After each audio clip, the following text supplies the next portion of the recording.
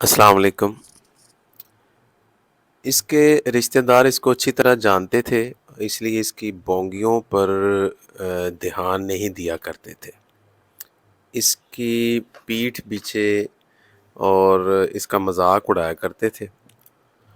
وہ اکثر کہا کرتے کہ یہ گامی نام کانا جو ہے بیماریوں اور مقدمے بازیوں کی وجہ سے پاگل ہو کر چولے مارنے لگا ہے۔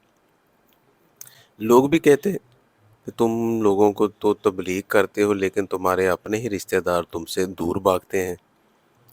اس بات پر اسے بھی تکلیف ہوتی، لیکن مجبوری یہ تھی کہ پورا خاندان اس کے ماضی سے واقف تھا۔ وہ سبھی جانتے تھے یہ کہ پکا حرامی النسل اور انگریزوں کی خوشنودی کی خاطر لوگوں کو گمراہ کرنے والا شخص ہے۔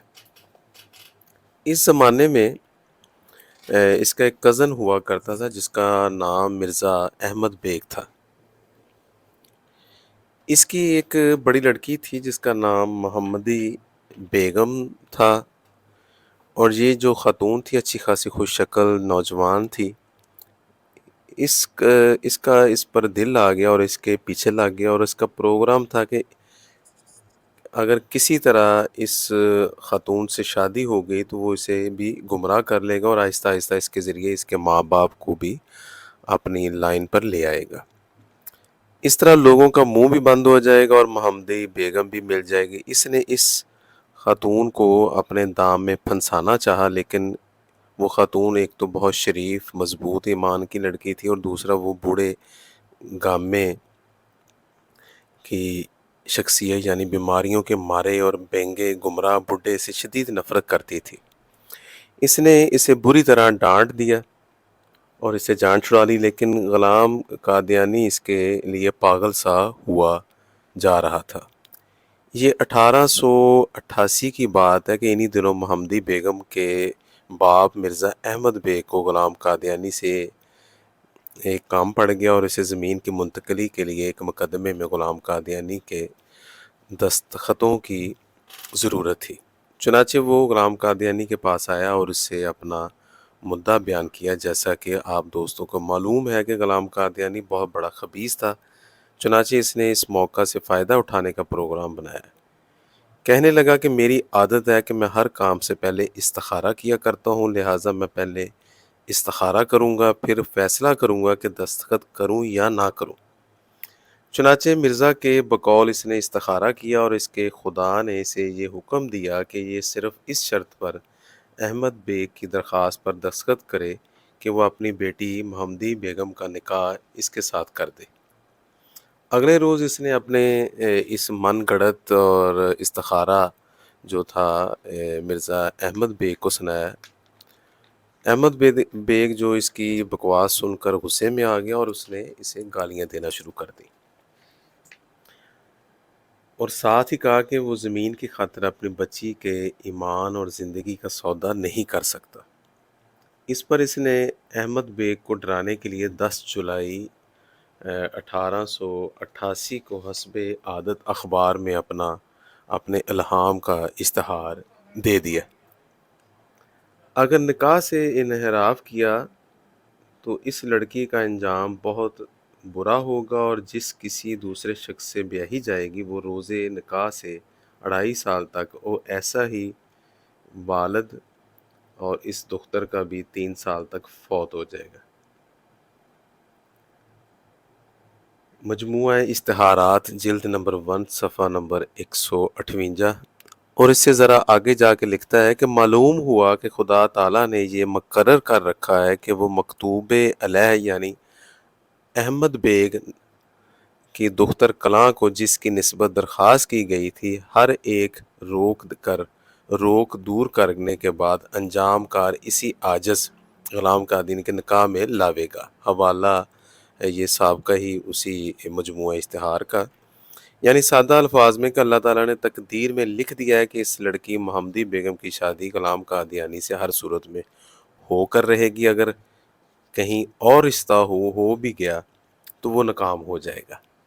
یہ دو مختلف باتیں تھیں، ایک طرف تو وہ تقدیر میں لکھ دیا گیا اور دوسری جانب دھمکی بھی تھی کہ اگر ایسا نہ ہوا تو لڑکی کا خاوند 2.5 سال بعد مر جائے گا۔ لڑکی کا خاوند غلام قادیانی کے جہنم واصل ہونے کے بعد بھی 44 سال تک زندہ رہا تھا۔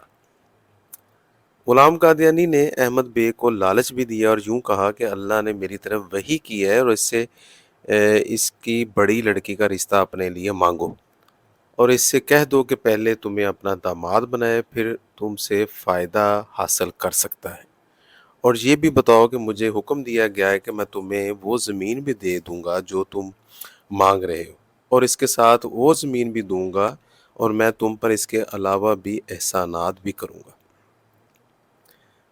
ترجمہ ہے یہ عربی تحریر خزائن جلد نمبر 5 اور صفحات نمبر ہیں 572 سے 73 تک۔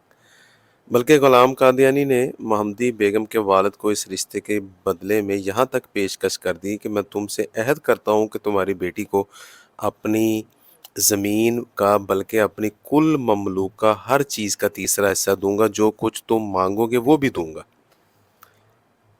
یہ بھی خزائن جلد نمبر 5 میں ہے۔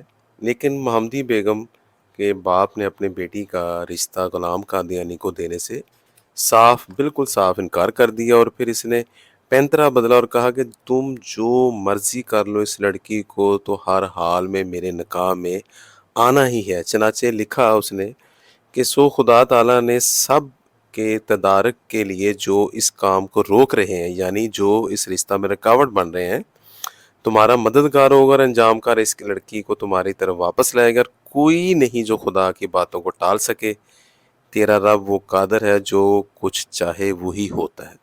یہ مجموعہ اشتہارات جلد نمبر 1 پیج نمبر ہے جو اس کا 158 ہے۔ مورخہ 2 مئی 1891 کو مردود قادیانی نے ایک اور اشتہار نکالا جس میں لکھا کہ خدا تعالیٰ کی طرف سے یہی مقدر اور قرار یافتہ ہے کہ وہ لڑکی اس عاجز کے نکاح میں آئے گی، خواہ پہلے ہی باکرہ ہونے کی حالت میں آ جائے یا خدا تعالیٰ بیوہ کر کے اس کو میری طرف لے آئے۔ تاریخ 28 دسمبر 1891 ایک بار پھر قادیانی نے اشتہار دیا اور اس میں یہ لکھا کہ اسے الہام ہوا ہے کہ تجھ سے پوچھتے ہیں کہ کیا یہ بات سچ ہے، کہ کہہ ہاں، یہ میرے رب کی قسم ہے کہ یہ سچ ہے کہ تم اس بات کو وقوع میں آنے سے نہیں روک سکتے۔ ہم نے خود اس سے تیرا عقد باندھ دیا ہے اور میری باتوں کو کوئی بدلا نہیں سکتا۔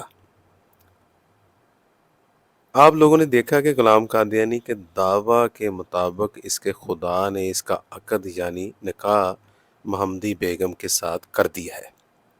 اس وقت چونکہ محمدی بیگم ابھی کنواری تھی، اس لیے مردود اپنی پیشن گوئیوں میں یہی کہتا رہا اور کہ وہ میرے نکاح میں آئے گی، چاہے کنواری ہونے کی حالت میں چاہے بیوہ کی حالت میں۔ لیکن محمدی بیگم کے گھر والوں نے مرزا قادیانی کے لالچ بعد از دھمکی امیز پیشن گوئیوں کی خاطر میں نہ لاتے ہوئے 1892 اپریل میں محمدی بیگم کا نکاح موضع پٹی ضلع لاہور کے رہنے والے ایک شخص سلمان محمد بیگ کے ساتھ کر دیا۔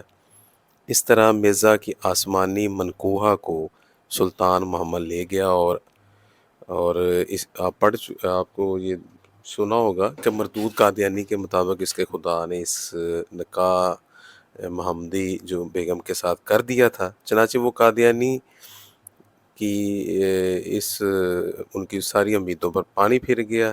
اب اگر مردود قادیانی کی جگہ کوئی شریف آدمی ہوتا تو وہ خاموشی کر لیتا، لیکن اب چونکہ محمدی بیگم کسی اور کی منقوہہ تھی تو پھر بھی اس غلیظ آدمی نے اشتہارات میں اس کے متعلق اچھالتا رہا اور انتہائی غیر شریفانہ طرز عمل اختیار کرتے ہوئے اشتہار پر اشتہار نکالنے شروع کر دیے، جس میں دھمکیاں ہوتی کہ اب یہ لڑکی بیوہ ہوگی، ضرور ہوگی، بیوہ ہونے کے بعد اب وہ اس کے پاس آئے گی، اس سے نکاح کرے گی۔ لیکن لڑکی نہ تو بیوہ ہوئی نہ ہی اس کے پاس آئی۔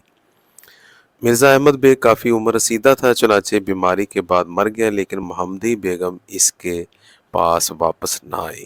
البتہ ایک مسئلہ خراب ہو گیا۔ غلام قادیانی کے سینکڑوں اشتہارات کی وجہ سے لوگوں کو محمدی بیگم کے بارے میں تجسس ہوا کہ اس باکمال لڑکی کو تو وہ دیکھیں جس نے غلام قادیانی کو جھوٹا کر کے رکھ دیا۔ اس کے باوجود ابھی تک غلام قادیانی اس کا پیچھا نہیں چھوڑ رہا۔ لوگ اس کا پتہ پوچھتے اس کے سسرال آنے لگے۔ آگے سے محمدی بیگم جو پہلے ہی غلام قادیانی کی بکواسیات کی وجہ سے سخت غصہ تھی، خالص پنجابی قسم کی گندی غلیظ گالیاں آنے والوں کو دیتی اور اس سے 2 گنی مقدار میں غلام قادیانی کو دیتی۔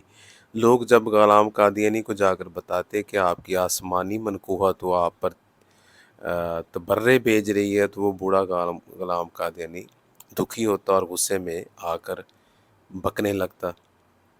لڑکی اور اس کے خاوند کو بد دعائیں دیتا۔ ایک بار پھر اس کے خلاف اشتہار دینے لگا۔ اس عام سی لڑکی نے اس کی نبوت اور پیشن گوئیوں کی ایسی کی تیسی کر کے رکھ دی۔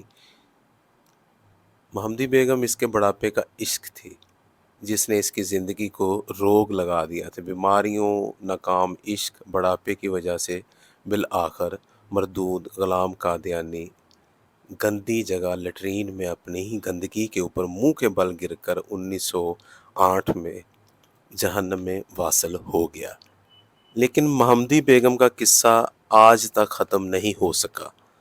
مردود نے محمدی بیگم کے بارے میں سینکڑوں پیشن گوئیاں کی تھی، سب کی سب جھوٹ ثابت ہو گئیں۔